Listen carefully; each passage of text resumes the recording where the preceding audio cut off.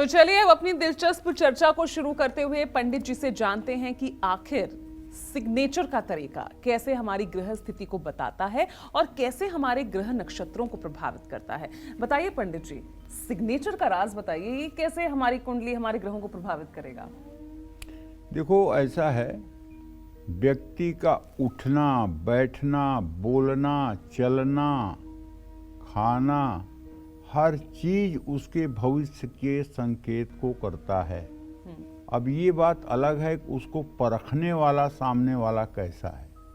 अगर परखने वाला व्यक्ति हो तो किसी व्यक्ति को देख करके उसके बारे में कम से कम 90% सारा अंदाजा लग जाता है। चेहरे की बनावट, शरीर की बनावट, हाथ के उंगलियों की बनावट, पैर के उंगलियों की बनावट, बालों की संरचना, सारी चीज़ें कहीं न कहीं से भविष्य का गाथा गान करती रहती है। लेकिन हम चूंकि उसके बारे में अनभिज्ञ होते हैं, इसलिए वो हमें नहीं दृश्यमान होता है। जिन्होंने शास्त्रों का अध्ययन किया है, जिन्होंने सामुद्रिक शास्त्र को गहन ढंग से अध्ययन किया है, तो वो सब समझ लेते हैं कि इस तरह की परिस्थिति क्या होगी, कैसे नहीं होगी।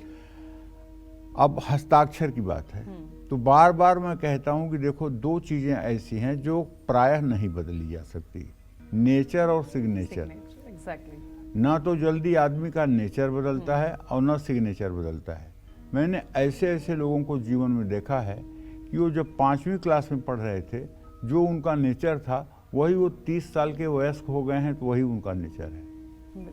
और सिग्नेचर की जहाँ तक बात है, तो हाई स्कूल के प्रवेश पत्र पर जो उन्होंने सिग्नेचर किया हुआ है, वही वो बैंक में अकाउंट खोलने जाते हैं तो वही सिग्नेचर उनका होता है। नेचर और सिग्नेचर नहीं बदले जाते हैं।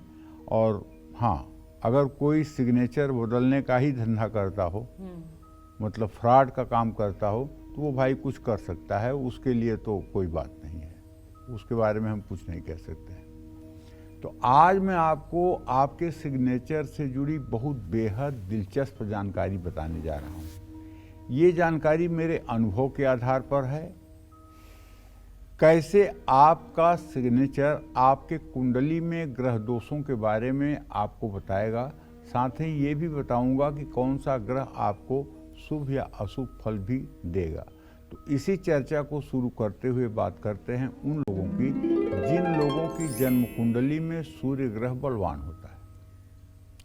देखिए, जिन लोगों की जन्म कुंडली में सूर्य तृतीय भाव, छठे भाव या 11वें भाव में बैठा हो, या लग्न में मेष का सूर्य हो या सिंह का सूर्य हो, समझ रहे हैं? 5 स्थानों पर मैंने बताया, तृतीय, छठा, 11वां स्थान, या पहले स्थान में मेष लग्न हो या सिंह लग्न हो और वहां सूर्य बैठा हो, तो ऐसे लोगों का हस्ताक्षर बहुत ही सरल होता है, सीधा होता है, स्पष्ट होता है। ऐसे लोग अपने हस्ताक्षर में अपना नाम लिखना ही पसंद करते हैं। ऐसे लोग बिल्कुल सरल स्वभाव के होते हैं, इन्हें छल कपट से दूर दूर तक कोई मतलब नहीं होता है। और ऐसे लोग सूर्य की तरह प्रतिभावान होते हैं। इनकी प्रतिभा को संवारने में किसी के सहायता की जरूरत नहीं होती है। ये स्वयं, जिस तरह से सूरज निकलने के 10 मिनट पहले उजाला हो जाता है, उसी तरह से ये जहां जिस समाज में पहुंचते हैं वहां भी उजाला कर देते हैं। ऐसा हस्ताक्षर करने वाले लोग समाज में प्रतिष्ठित होते हैं, उच्च स्तरीय ज्ञान पाते हैं और नेतृत्व की क्षमता से भरपूर होते हैं। और ये तब आप समझ लीजिएगा यदि इनके पिता का सुख अच्छा है, पिता इनका तेजस्वी, आभा मंडल से परिपूर्ण है, शासन सत्ता में इनकी धमक है, इन्हें कोई बड़ा पावर मिला हुआ है, तो निश्चित रूप से इनका सूर्य अच्छा है और ये ऐसा ही हस्ताक्षर करेंगे जो साफ और सुस्पष्ट होगा। इससे आप समझ सकते हैं इस व्यक्ति का आत्मा कारक ग्रह सूर्य बहुत अच्छी स्थिति में है।